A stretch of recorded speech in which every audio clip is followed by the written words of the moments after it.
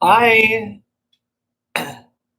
um sorry, it's taken me a minute. My computer was kind of freezing, so I don't know what kind of connection we have. But I just want to say welcome.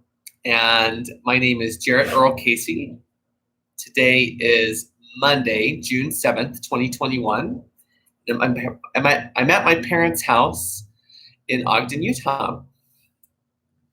And I just thought I would connect with you here, you being maybe one person that watches, maybe not, maybe just myself in the future or another interested person some point in the future. I just wanted to say hello and I love you. And I'm so grateful for this way of connecting through time and space via technology. I'm so blessed to live in this day and age when we can do this. I was thinking today about how grateful I am to have encountered A Course in Miracles in this life. And I don't know if you're anything like me, but I do believe in the probability of reincarnation.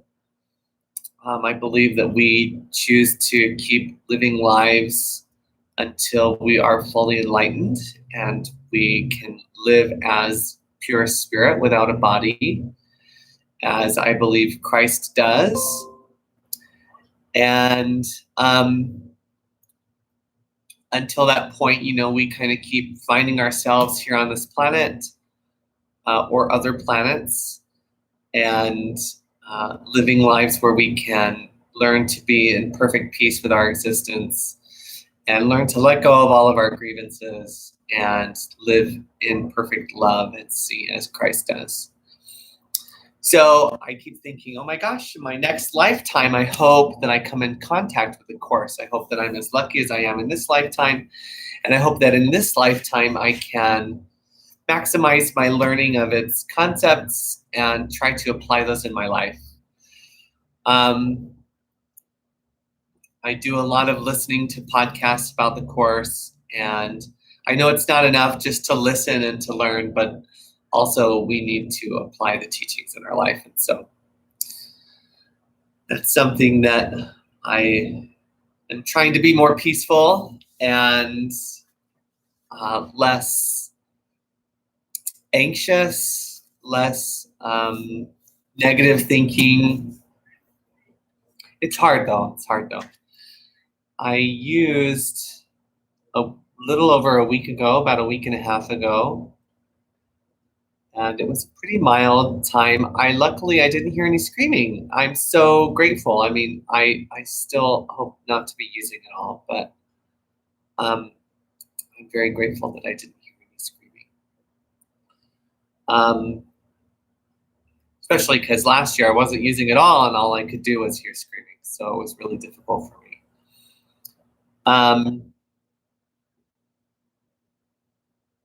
Yeah, so that's kind of where I'm at.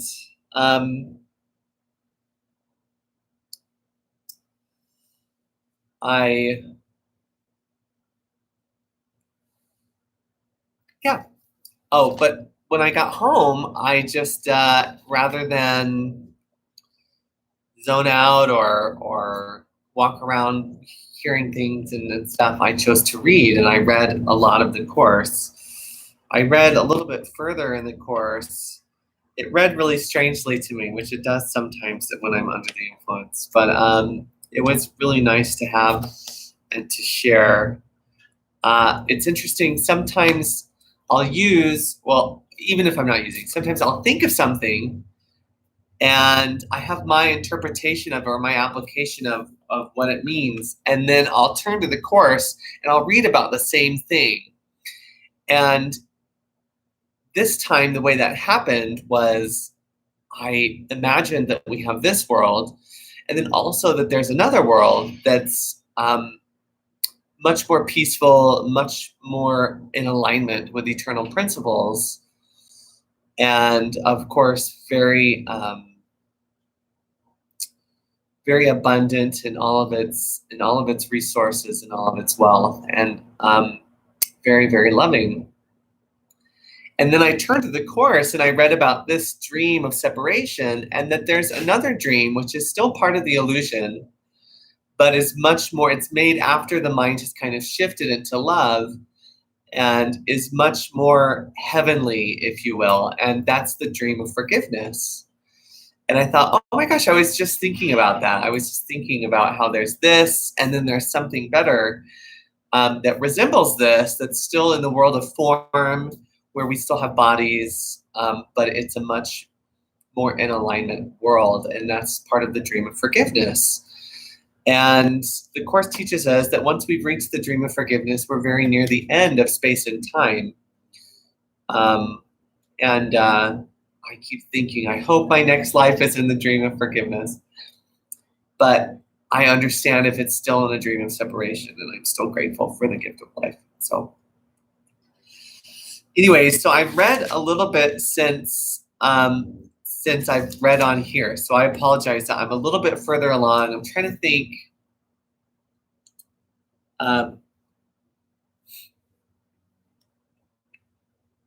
Yeah, other than that, it was Pride weekend this weekend. I went out with some friends. Went to the bar Saturday night, went to the Pride Story Garden. That was all nice and fun.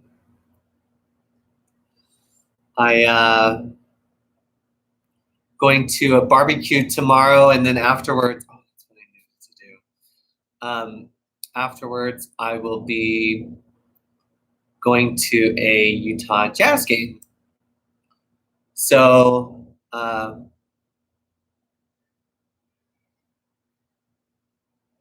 yeah, I'm a little excited for that.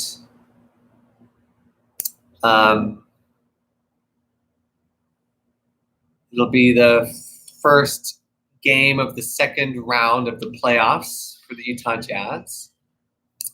So very blessed to be able to go with my family, my mother, my brother, and my niece. And work is going okay. It's tough. Oh man, I'll tell you what, but I'm hanging in there and still taking home those paychecks, saving money. I really don't spend a lot of money anymore. A little bit on food, but I, of course, don't spend money on rent. And I've been able to save about $4,000, which is more money than I've had, gosh, in my adult lifetime. So it just shows me how my mind has shifted when it comes to money. And I'm very grateful for that shift. So I'm checking my account now. Oh.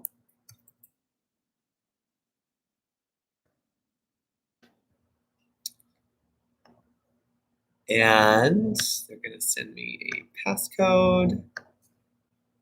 So anyways, I don't even need to look at this, but I'm looking at it anyways. Oh, someone called me. I'll have to call him back. 682-532. Confirm passcode. Yeah, so I've saved, yep, just about $4,000.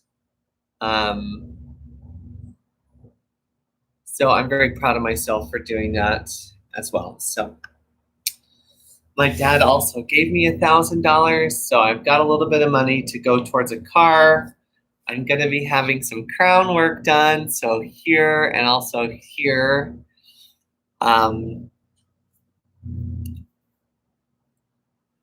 So I'm looking forward to having that done. Hoping that maybe we can lighten my teeth up a little bit too. So anyways, Let's read. Let's read from the course today. Thank you so much for spending time with me. I'm so grateful.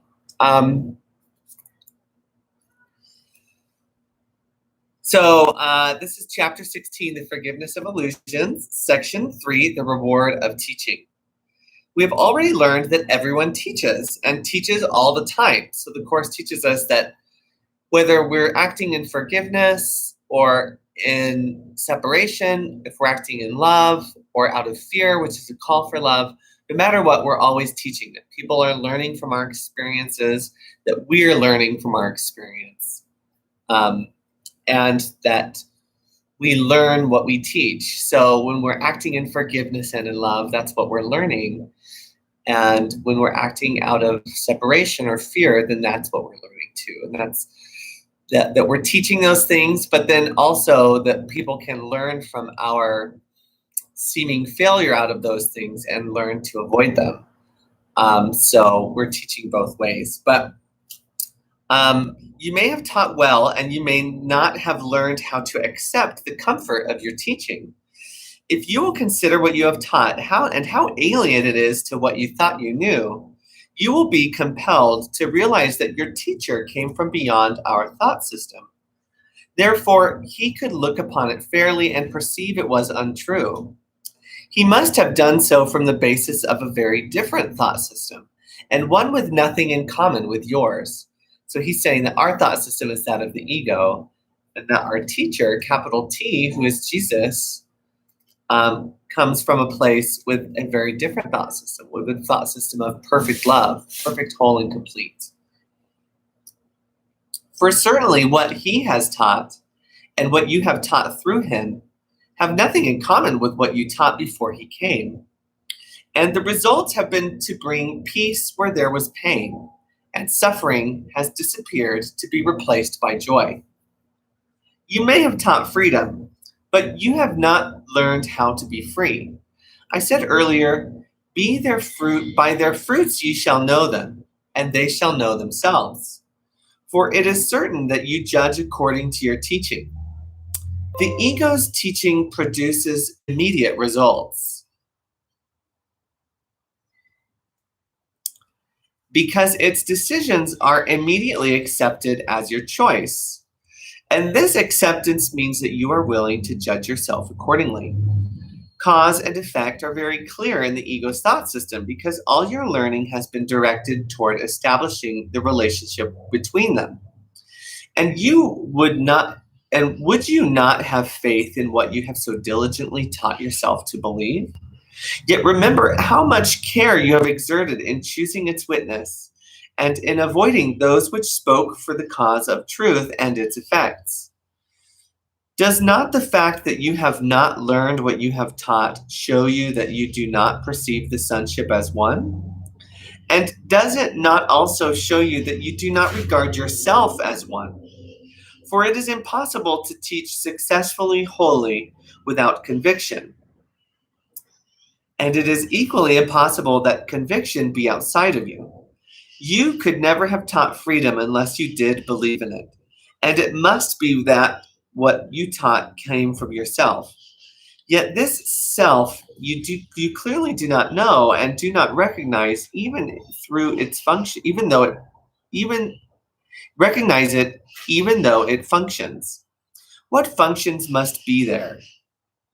And it is only if you deny what it has done that you could possibly deny its presence. This is a course in how to know yourself. You have taught what you are, but you have not let what you are teach you. You have been very careful to avoid the obvious and not to see the real cause and effect relationship that is perfectly apparent. Yet within you is everything you taught. What can it be that has not learned it? It must be this part that is really outside yourself, not by your own projection, but in truth. And it is this part that you have taken in that is not you. What you accept into your mind does not really change it. Illusions are but beliefs in what is not there. And the seeming conflict between truth and illusion can only be resolved by separating yourself from the illusion and not from truth. Your teaching has already done this, for the Holy Spirit is part of you. Created by God, he left neither God nor his creation. He is both God and you, as you are God and him together. For God's answer to the separation added more to you than you tried to take away. He protected both your creations and you together, keeping one with you what you would exclude. And they will take the place of what you took in to replace them. They are quite real, as part of the self you do not know. They communicate to you through the Holy Spirit, and their power and gratitude to you for their creation they offer gladly to your teaching of yourself, who is their home. You who are host to God are also host to them. For nothing real has ever left the mind of its creator, and what is not real was never there. You are not two selves in conflict. What is beyond God? If you hold him, and whom he holds are the universe, all else must be outside, where nothing is. You have taught this, and from far off in the universe, yet not beyond yourself, the witnesses to your teaching have gathered to help you learn. Their gratitude has joined with yours and God's to strengthen your faith in what you taught. For what you taught is true. Alone, you stand outside your teaching and apart from it. But with them, you must learn that you but taught yourself and learned from the conviction you shared with them. This year, you will begin to learn and make learning commensurate with teaching. You have chosen this by your own willingness to teach. Though you seemed to suffer for it, the joy of teaching will yet be yours. For the joy of teaching is in the learner, who offers it to the teacher in gratitude and shares it with him. As you learn, your gratitude to yourself, who teaches you what he is, will grow and help you honor him. And you will learn his power and strength and purity and love him as his Father does. His kingdom has no limits and no end, and there is nothing in him that is not perfect and eternal.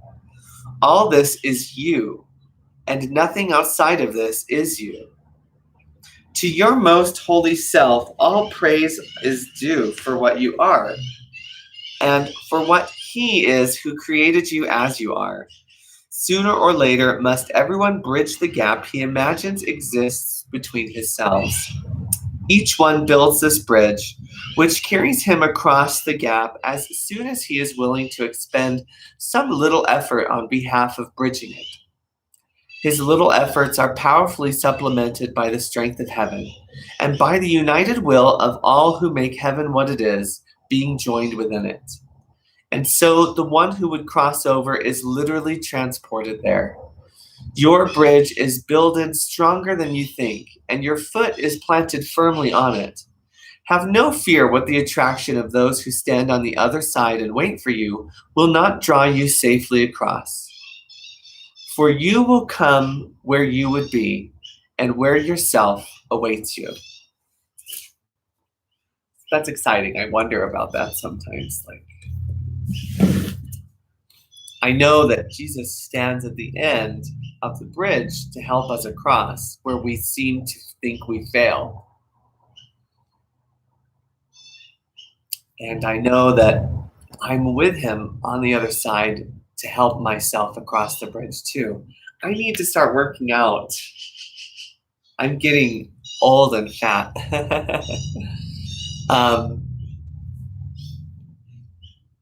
Yeah, so we are just here, I guess, to expend that little effort on the Holy Spirit's behalf. And I can do that. I can do that.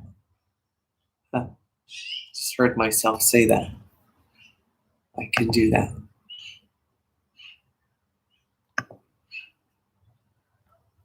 Today is a good day. A blessed day.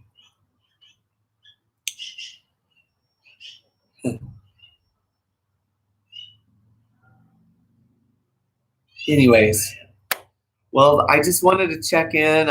I've been sleeping a lot because I'm depressed. I hate my job.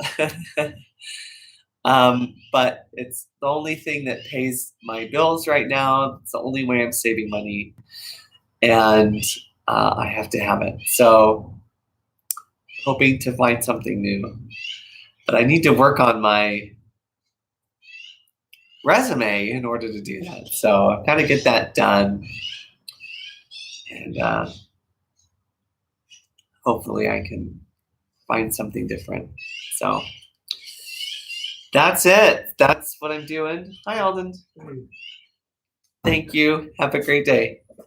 I can move my stuff. No, I was just finishing. Oh, okay. I was just finishing. Okay.